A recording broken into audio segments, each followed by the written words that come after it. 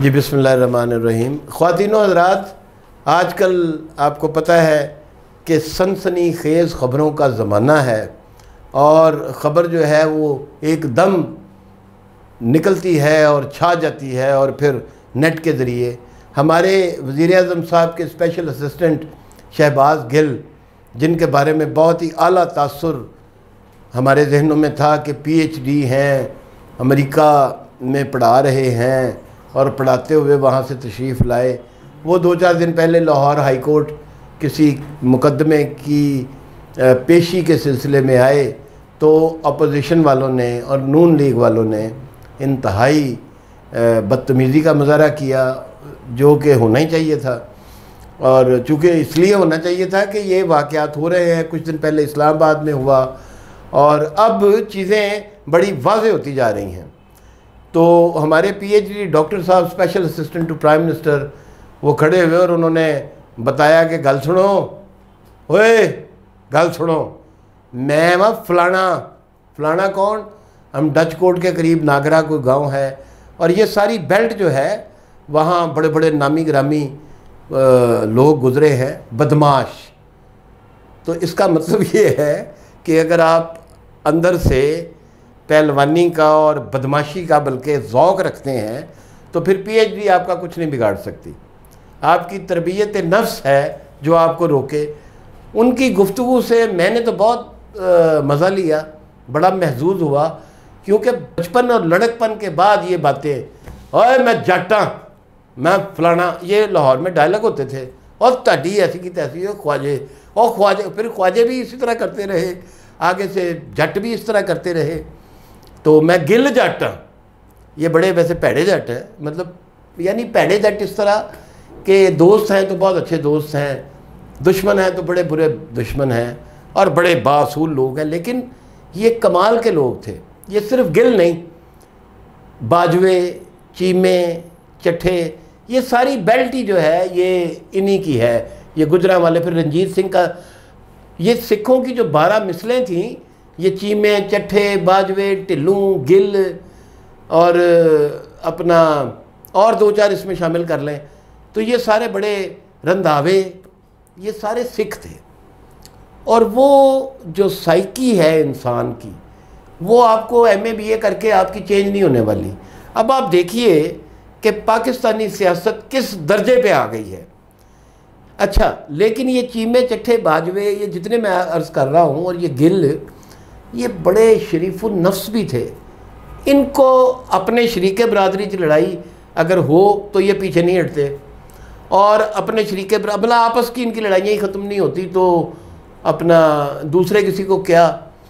तो जैसे ही फसलें कटती थीं, ये मशहूर था यहाँ पर कि फसलें कट गईं, घर में दाने आ गए, तो अब क्या है, पेशियाँ भुगतो, हुण वैरियां नूं ते अपना शरीका नूं ते हुण दुश्मनां नूं देखिए चल के। तो ये तो होता रहा, लेकिन ये लोग इंतहाई पुरअमन थे।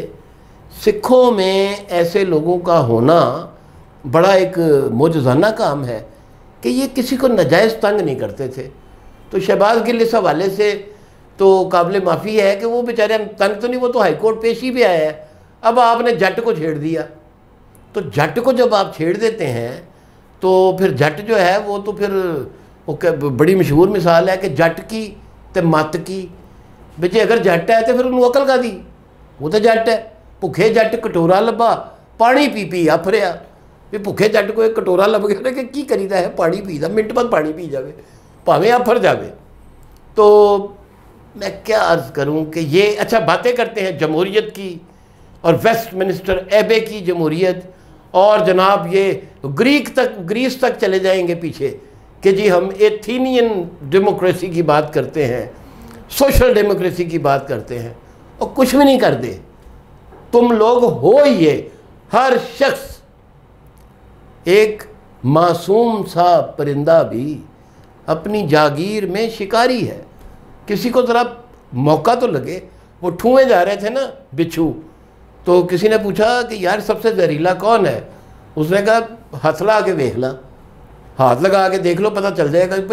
जेड़ा भन्नो लाल, जिसको छेड़ोगे कम से कम ये तो कहे, और तू मैनू जानता नहीं, तू कौन है भाई, अल्लामा इकबाल है, कायदे आज़म तू कौन है, जी तू मैनू जानता नहीं, तुम बंदे हो, तुम बन गए हो एक जगह।